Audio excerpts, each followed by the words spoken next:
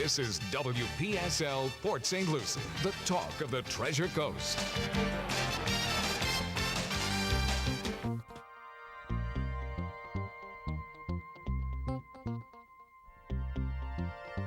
The views expressed on the following program are not necessarily those of WPSL, but you never know.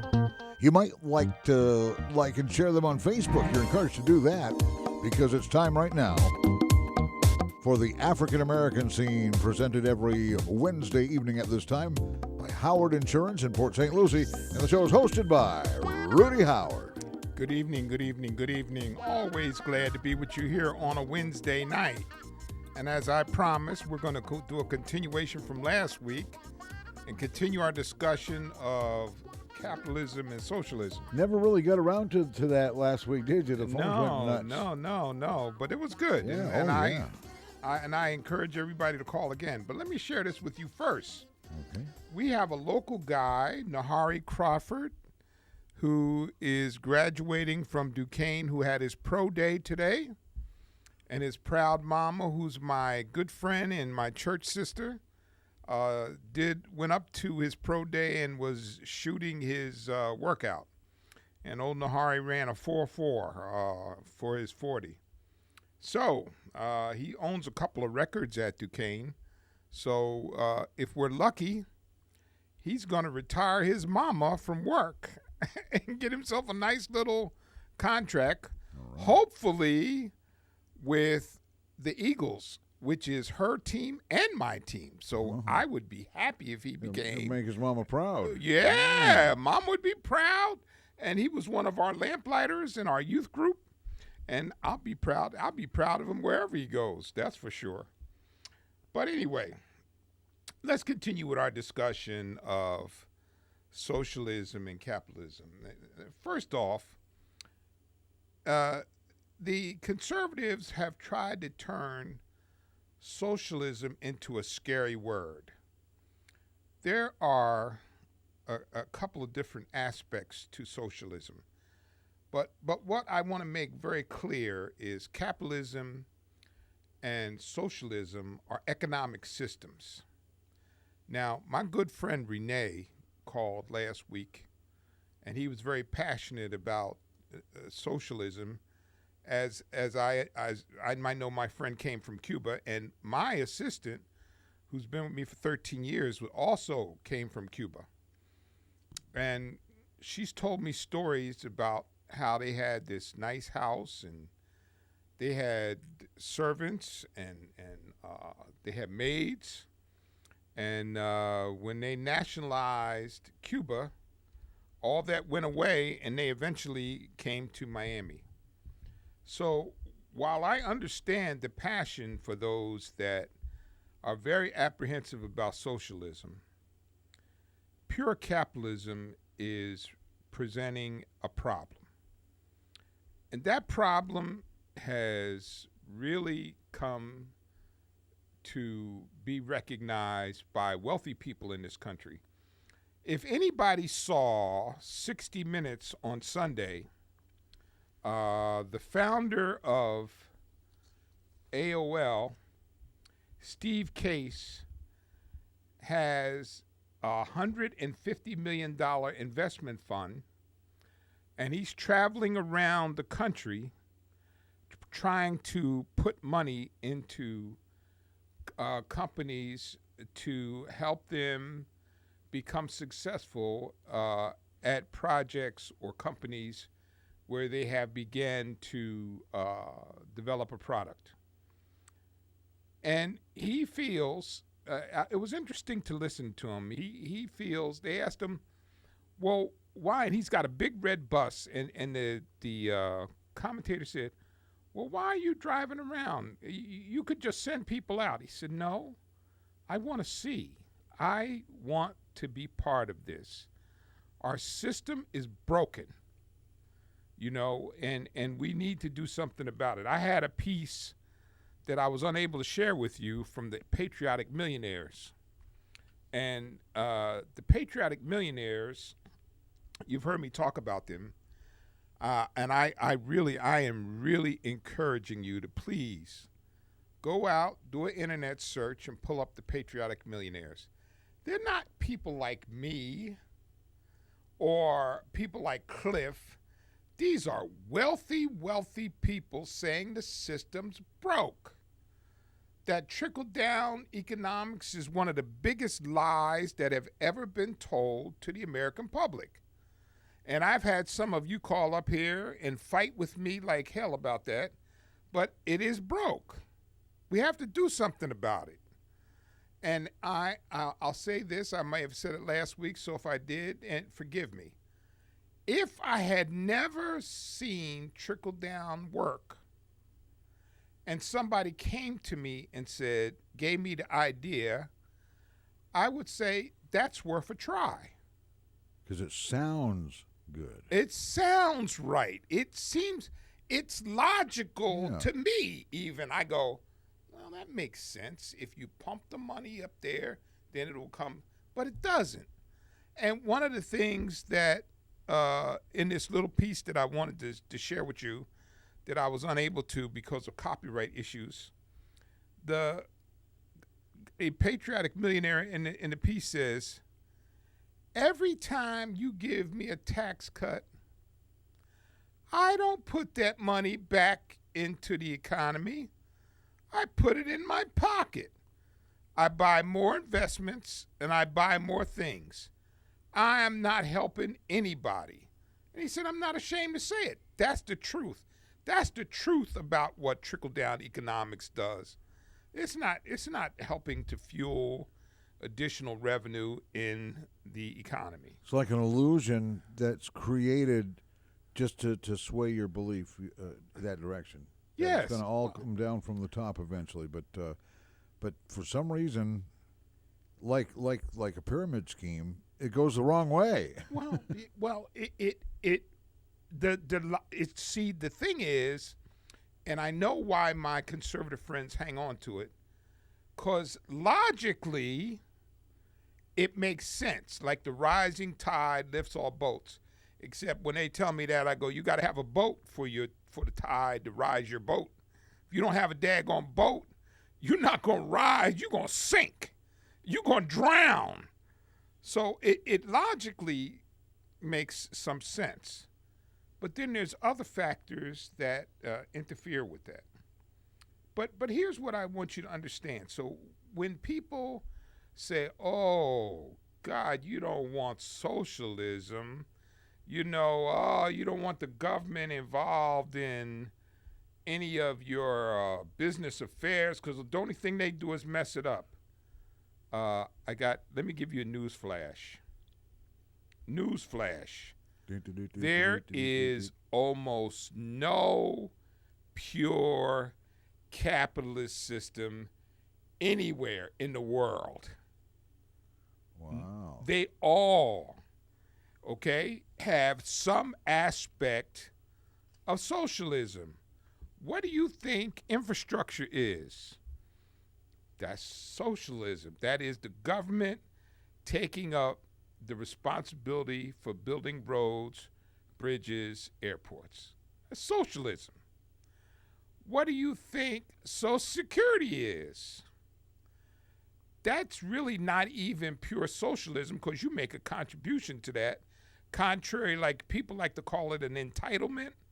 It's not an entitlement. If you're making a payment into the system, it's not entitlement. It's an investment in your future retirement, which you've paid into. So they try to tell you that, it's an entitlement and you should, and we got to do something to cut that. Baloney. I paid into it. And I'll tell you one thing that surprised me. When I applied for my Social Security, they went and checked they had my first job when I was 14 years old. Oh, yeah. You get your report every year? Yeah, it was shocking. That's it. And you look at what you made then compared to what you make now. Yeah. What? I did that? Yes. And I remember I said, you got my pay records from when I was 14? And at that time, I had a work permit, my first job. And I said, wow, that's pretty cool. So anyway, let's just make that distinction, because that distinction is very important. They're both economic systems.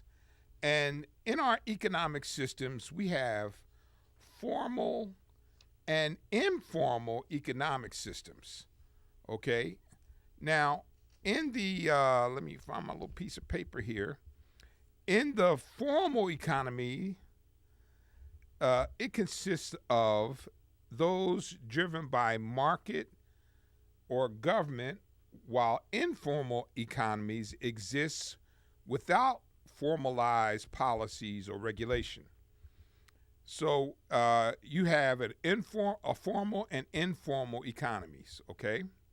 Now, let's talk a little bit about let's do some comparisons between capitalism and socialism. We started that last week, and I am really interested in your thoughts.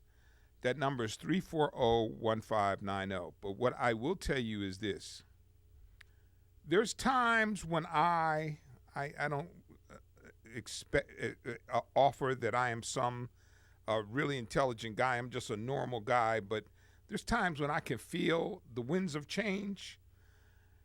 And the winds of change are definitely coming when it comes to this economy, because there is now enough people, especially people of wealth, who feel that the system is unfair.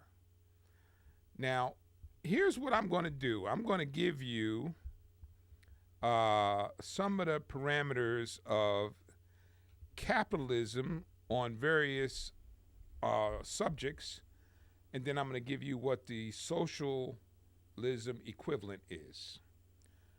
Ownership, and if you want to call in, that number is 340-1590. And the lines are open. Yes. Ownership. Under capitalism, assets are owned by private firms. Under socialism, assets are owned by government or cooperatives. Equality. Under capitalism, income is determined by market forces. That's how it should be. Under socialism, redistribution of income. Prices. Prices under capitalism are determined by supply and demand. And under socialism, price controls. Efficiencies. Market incentives encourage firms to cut costs. Government-owned firms have fewer incentives to be efficient. And we have Winnie on line one. Yes, Winnie. How you doing, Rudy? How and Cleo? Good. How you doing? Good. Can I change gear a little bit? Okay. I heard on the news that Andrew Gillum go run for president. I don't think so. I think I saw today where he is going to partake in trying to get people registered in the state of Florida for the upcoming election. Oh, that's what that's about. I think so. Okay. And then I also heard another rumor that he might be getting a job at CNN. So I heard that too. yeah. So yeah, I don't think he's going to run for president. Okay. All right. And you know what? I don't want him to, because I want him to run for Senate against Scott. Oh, that'll be nice. Yeah. Let me give him something, something else. Yeah. Okay. All right. Take care. Bye-bye. Okay, thank you. Okay, taxes. Capitalism. Limited taxes, limited government spending. Socialism. High progressive taxes, higher spending on public services. Healthcare. Healthcare under capitalism, healthcare left to the free markets. Under socialism, healthcare provided by government, free at point of use. Problems with capitalism: inequality, market failure, and monopolies. potential monopolies. Under socialism, inefficiency of state industry, less incentives.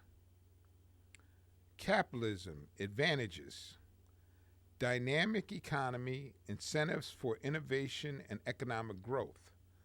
Under socialism, promotion of equality, an attempt to overcome market failure. Okay? That's the little synopsis of the two of them. So I'd be interested. Do you agree or disagree with that? Now, here's under equality, capitalism is unconcerned about equity. It is argued by capitalists that inequality is essential to encourage innovation and economic development. Interesting. Essential to encourage innovation and economic development and inequality. How about that? Socialism is concerned with redistributing resources from the rich to the poor. This is to ensure everyone has both equal opportunities and, in some forms of socialism, equal outcomes. I definitely make it perfectly clear I disagree with equal outcomes. That I don't agree with at all. I do agree with equal opportunities. I disagree with equal outcomes. Now, as you think about these things, one has to wonder to themselves, can we do differently? I think we can. I think we can. I will talk to you more about my prescription, but one of my Facebook friends posted something today that was just right on time, so I copied it to bring to show tonight. And what he did is he compared. He got a printout from somewhere that shows Norway's democratic socialism. I want you to hear that. Democratic socialism. Now, and I would say to you, I want to dare say to you, most progressives are not for socialism such as what Castro did in Cuba. We are more for democratic socialism. So now let's make a comparison. Watch this. Poverty rate in Norway, 10%. Poverty rate in the United States, 29%. Life expectancy in Norway, 81.7 years. Life expectancy in United States, 79.6 years. Infant mortality, 2 per 1,000 births in Norway, and 5.7 per 1,000 births in the United States. Murder rate in Norway, 0.5% per 100,000, and in the United States, 4.7% per 100,000. Here's a biggie. Incarceration, 74 per 100,000 in Norway, and in United States is 860 per 100,000. Can you hear? I want you to hear this again. In Norway, incarceration is 74 per 100,000, and in the United States is 860 per 100,000. GDP in Norway per person, $75 and $75. In United States, GDP per person, $59. Now here's another biggie. In Norway, 70% of workers are protected by unions. Did you hear that? 70%. In the United States, it's 11.3%. And if there's one thing the conservatives have been masterful at, is destroying the unions, and that's a whole show almost by itself. Norway ranks number 2 as the happiest country, and United States ranks 14th. Norway, free universal health care. United States, unpaid insurance based on health care. Norway, free higher education. United States, expensive higher education. Norway, financial security for seniors. United States, no security for seniors. I don't think that's quite right, because there's some security, because you have Social Security, not much of it, depending upon what you've done in the past. In Norway, 83% have home ownership, and in the United States is 63%. Norway, living wage as a minimum. Poverty wage as a minimum in the United States. Norway, 8 weeks of paid vacation. In the United States, there's no required paid vacation per year. In Norway, 35 weeks paid parental leave. Now, there is some, it says no paid parental leave, but I do believe there has been some paid parental leave enacted in the United States. Now, here's the one that really, really, really, really shocks me. The average personal tax rate in Norway, 38.52%. Personal tax rate in United States, average is 37%.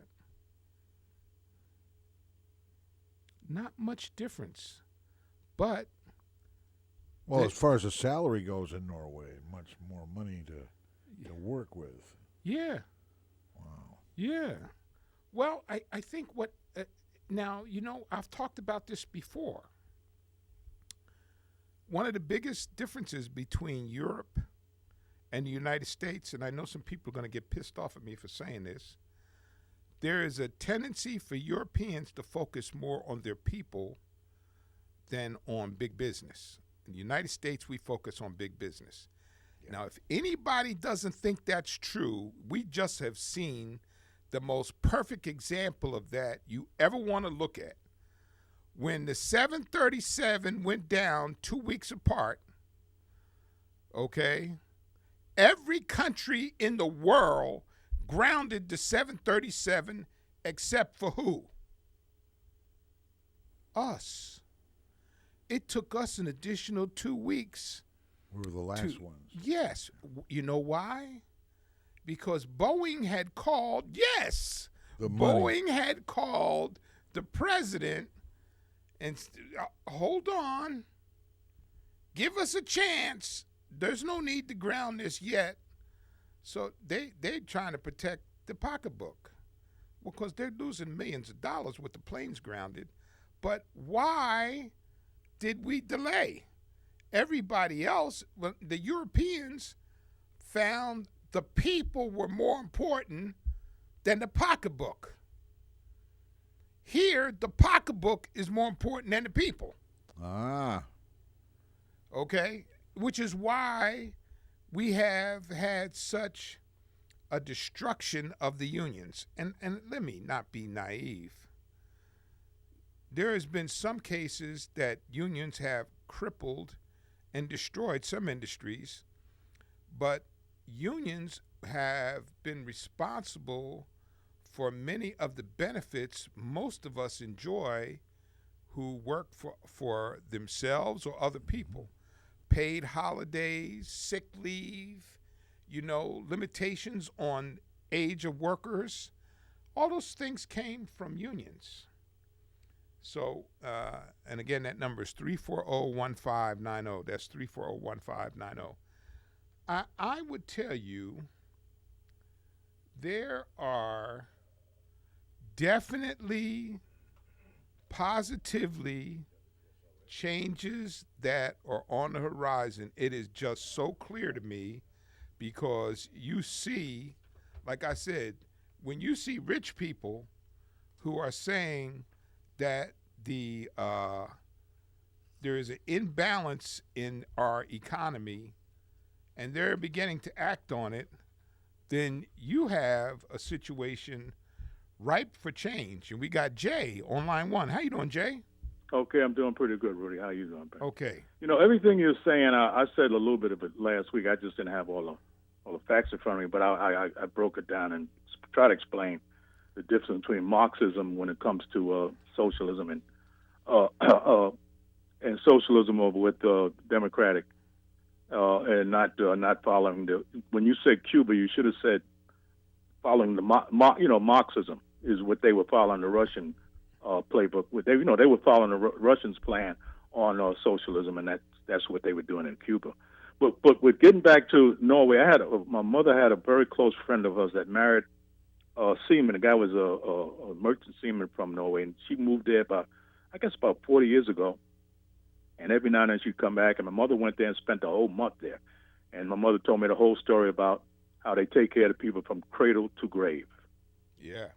And do you know how much pressure that takes off the average human being when you don't have to worry about sickness and how you're going to deal with sickness or illness or something comes up in your family and how you're going to pay for it and how you're going to deal with it, how you're going to get the right kind of care and not worry about going bankruptcy and all of that or trying to sell a house and the things that happen to ordinary, hardworking people every day, Rudy, every day. As we speak, and it's happened to somebody that can't afford it and works hard every day and is not asking for no handouts, but just that the healthcare system is just getting out of control.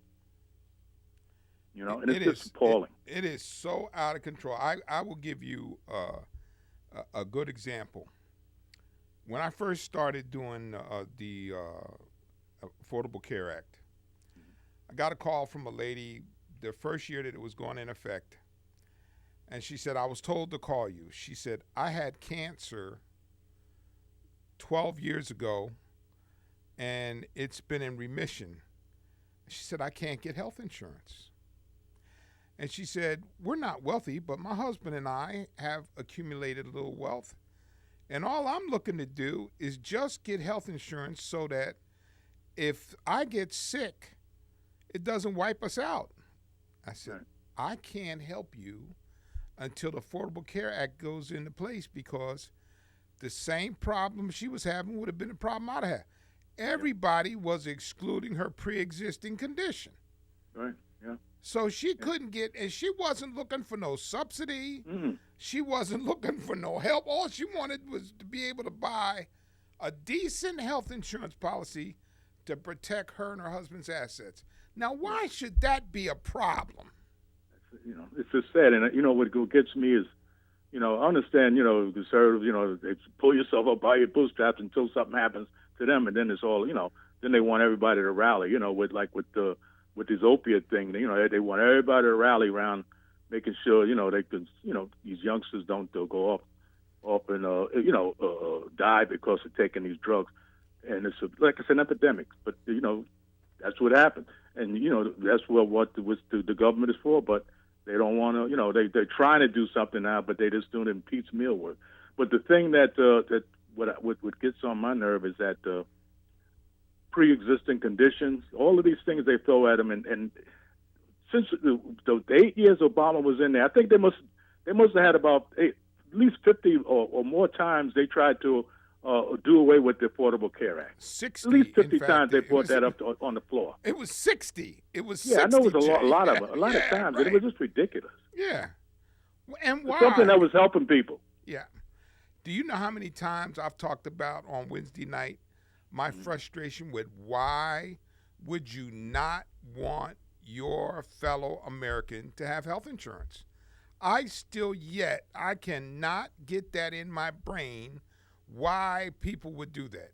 And you know, I saw today somebody posted on Facebook, we give $4 billion, I think it's $40 billion a year to Jerusalem. Comes out to something like $150 million a week or whatever the number was. It was astronomical. Right. Their people get free universal health care and have free college. And we give them all that money, and then we have none of that for our people. None. That's because they do a lot of lobbying here. With they do it in the, and then you get Congress. It's all about the lobbying, and they want to make sure they're on the right side. So they just, and not only do we get them made, but then we they get some of our best weaponry that we have. That we have, without technology, everything that we get, we send right over there to Israel. I'm not against them having the best to protect themselves, but they can afford some of that, because I'm quite sure that they can pay for a lot of that stuff themselves. But the thing that gets on my nerves is that we getting back to the health care.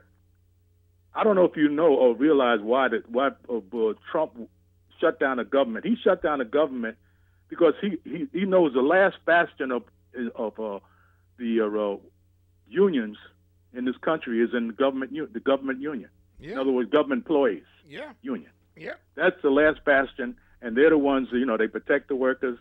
And I'm just fortunate that I worked for a city that had it was unionized with the Teamsters, and I got a very good with my retirement.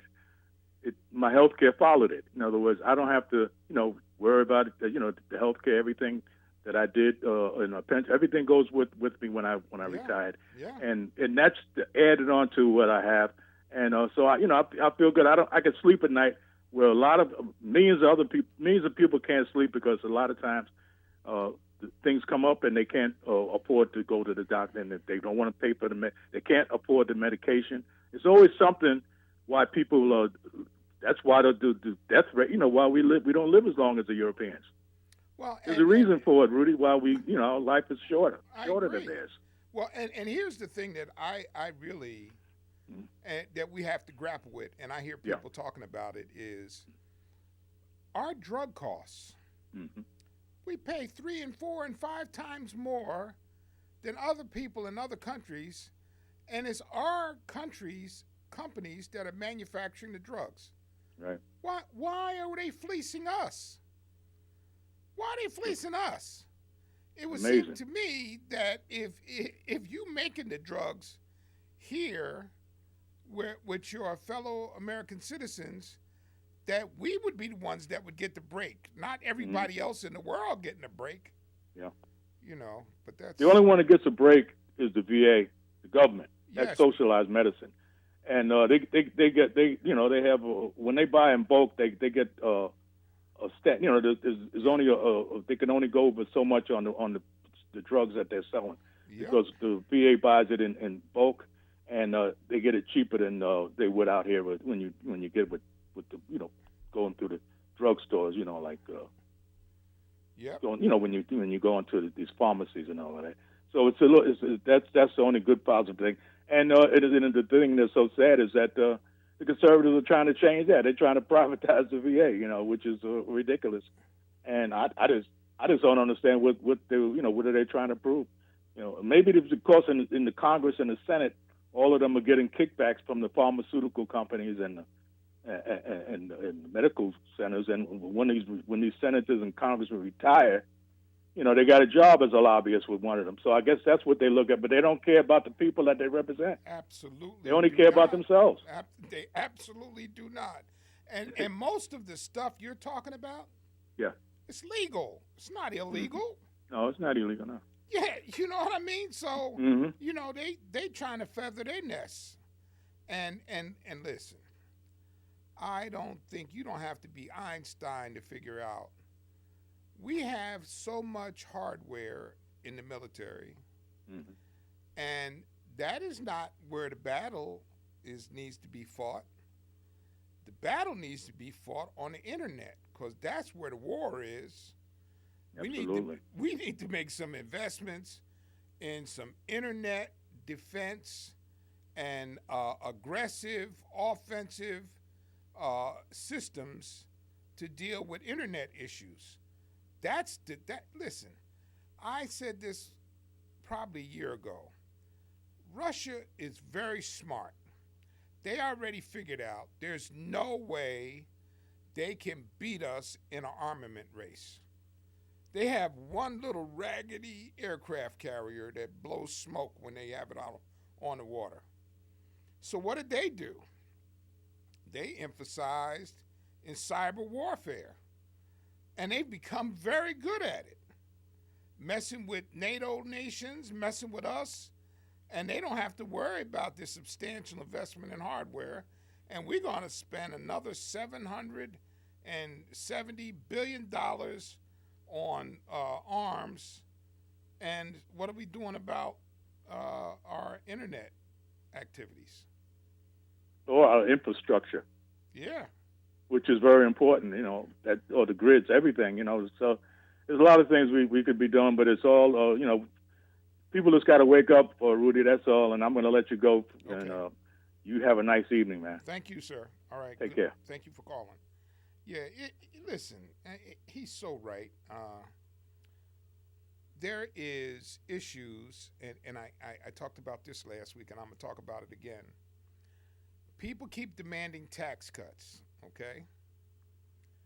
Your house needs maintenance. You got to paint it. You got to update the floors. You need to sometime update your furniture, your appliances, all the basic things in your house. Now, how are you going to do that if you don't have any money because they keep taking the money and putting it somewhere else, which is in rich people's pocket? Our infrastructure is a joke.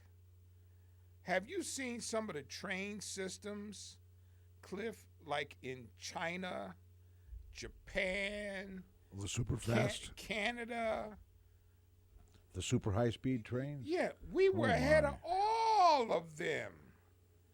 We were ahead of all of them. Not anymore. No. Wow. No. And listen, I said this a long time ago, and I had a caller call up. It really fought me about it. When we had all of the trolleys that we had back in the day, you remember that. There was all the trolleys and subways that you could get pretty much even anywhere you wanted to get in a major city on public transportation. Yep. They got rid of those because they wanted to sell tires for cars. Now we got, see? It makes sense, right? Well, if everybody has a car, they're not going to need any public transportation. Yes, but we're selling more tires, and we're selling more car repairs, et cetera. And more for gas every day. Yes, absolutely. We're selling more gas. And now we're at the point where we have too many cars on the road, and now we're saying, you know what? We need better public transportation. Duh. We had pretty good public transportation. I even remember, you'll remember these, you probably had them up in Boston, we had them in Philly.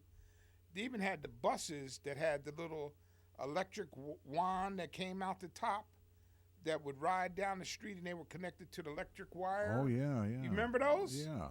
Those went away. So there's so many things, unfortunately, in this country that is controlled by money. And one of the main things that's controlled by money is our Congress. Our Congress is controlled by money.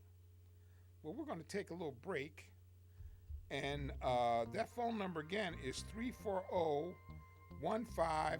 That's 340-1590. And I welcome your opinion about capitalism versus socialism.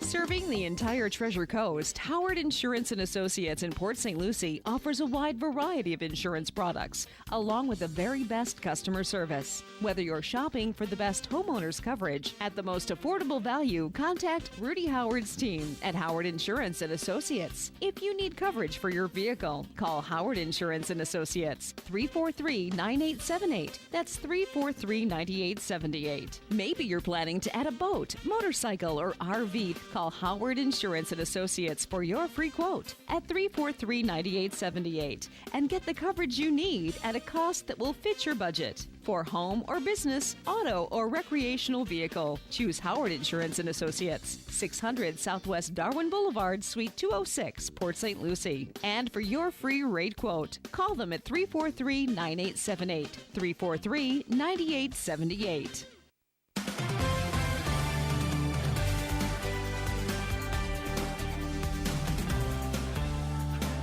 WPSL Treasure Coast weather is brought to you this hour by Seacoast Air Conditioning. A nice forecast, some lingering rain out there. Low temperatures down into the upper 50s to near 60 degrees. Thursday, expect a cold front to sweep through in the morning. That will finally sweep all this mess on out of here. We'll have clearing skies throughout the day and high temperatures in the middle 70s. Friday through the weekend look absolutely amazing. More like wintertime, though, with highs only in the low to mid 70s under mostly sunny skies and lows all the way down into the 40s. I'm WPTV Storm Team 5 meteorologist James Whelan for WPSL 1590, the talk of the Treasure Coast. And WPSL Treasure Coast weather this hour is brought to you by Seacoast Air Conditioning, serving our community since 1982. They answer the phone, show up, and make you comfortable. Call Seacoast Air Conditioning, 466-2400.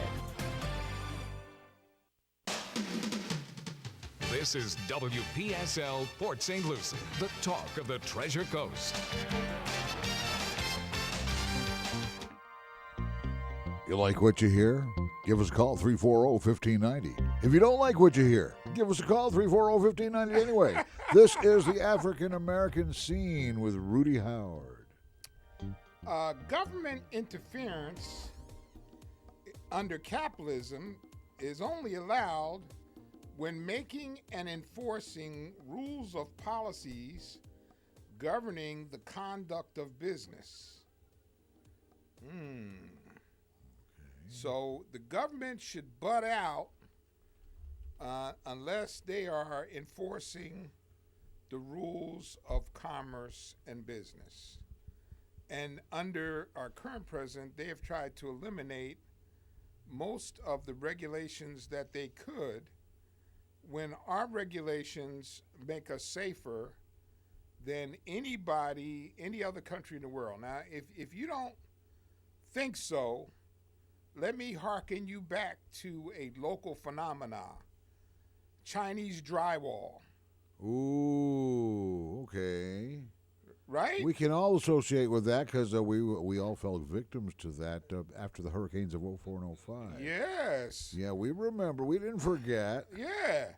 Now, because the Chinese had no controls, and we had tight controls. Mm-hmm. The other thing that we saw recently about our regulations, the flooring company that was putting that poisonous flooring out, I can't forget the name, Lumber Liquidators or whatever it was, I saw the other night where they paid a huge fine for putting out those floors that had toxic emissions coming from them.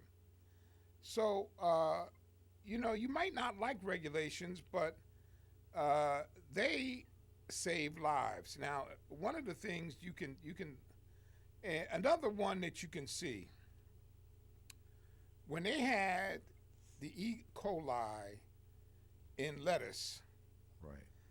Think about what we were able to do. We were able to go back, identify the lot that the lettuce came from, mm-hmm. and which farm it came from, so that we could go back and determine what stores had that product. So now, while you may have think the requirement to provide that kind of information, think about how many lives and illnesses were saved because we had regulations that require people to report that kind of information. I'll tell you.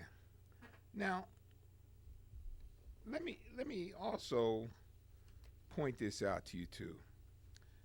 The U.S. is considered to be a capitalist economy, along with most of the modern world. However, Economists are quick to point out that almost every society has a social aspect or program within it. Now, one of the things about capitalism, and I want you to hear about this regarding inequality. A capitalist society is based on the right to pass wealth down to future generations. If a small group of people hold all the wealth and that wealth continues to be passed down to the same groups of people, inequality and social division occur. I think that's where we are right now. I think that's exactly where we are right now.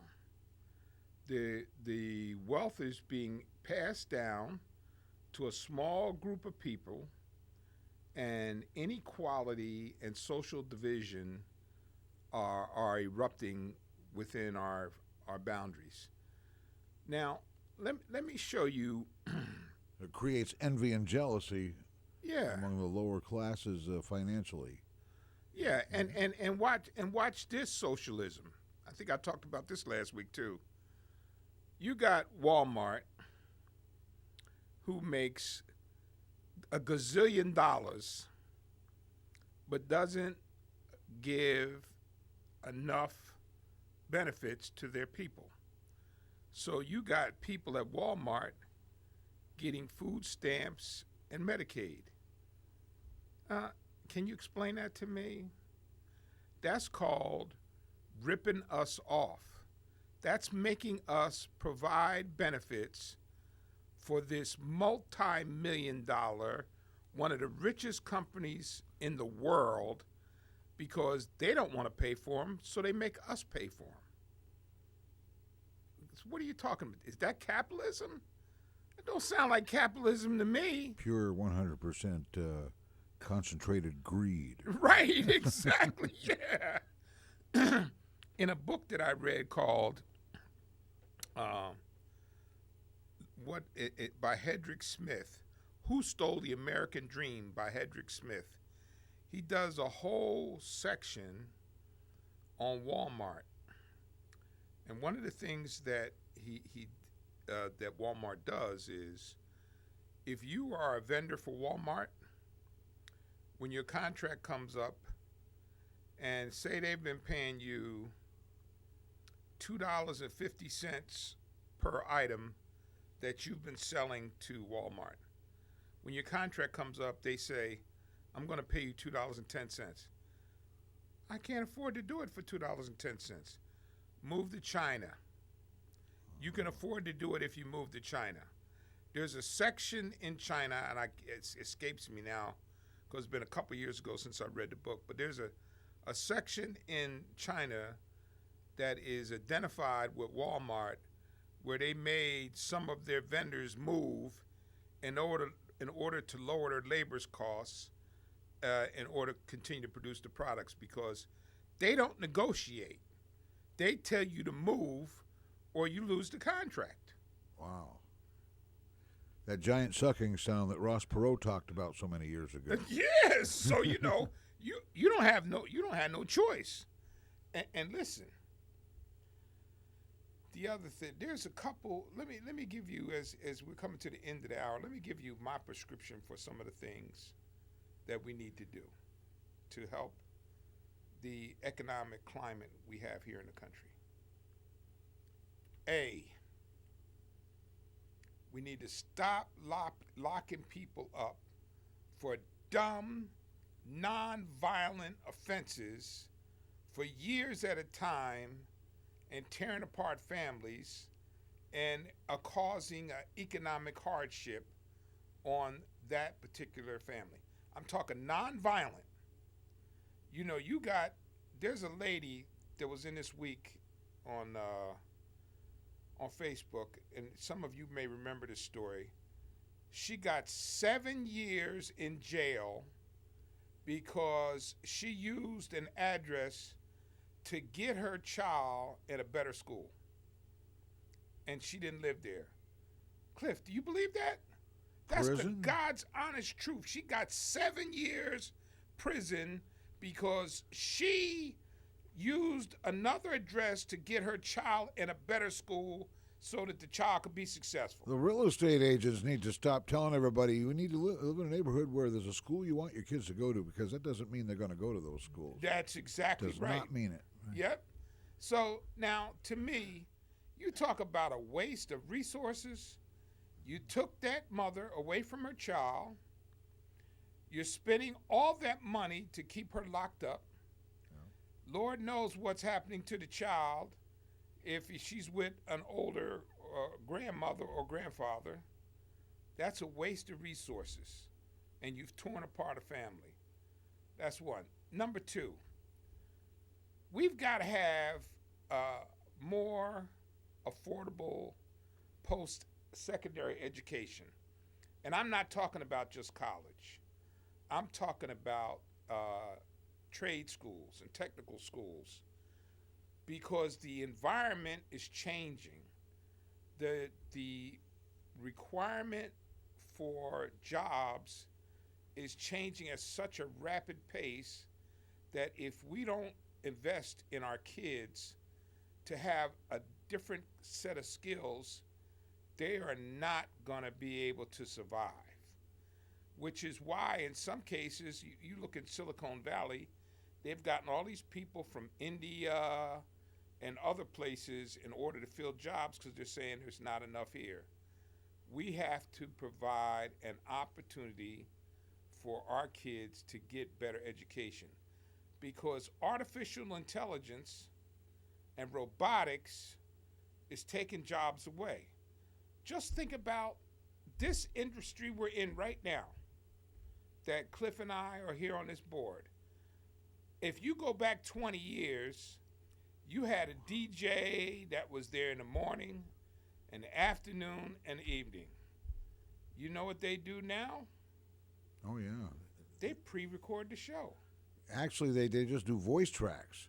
That's right. I did some voice tracks for a station one time, and what you get is go to the computer. I would do the whole weekend in about 2 hours. Right. I'd go in there. I'd go through the computer, and it would say, here's the song you're coming out of, here's the song you're going into, and here's how much time you have to talk in between. And you'd have to say something between those songs. You could outro the introduction of who they were, or read a promo, but there was always something, and it was just voice tracks. And to sit back and listen to it, it sounds like you're in there doing it. Yep. But it's all computerized now completely. Exactly. And so how many jobs have been destroyed on the DJ side over the last 20 years? You know how many people I've worked with in the last 40 years who are not even in the broadcast industry anymore? It's amazing.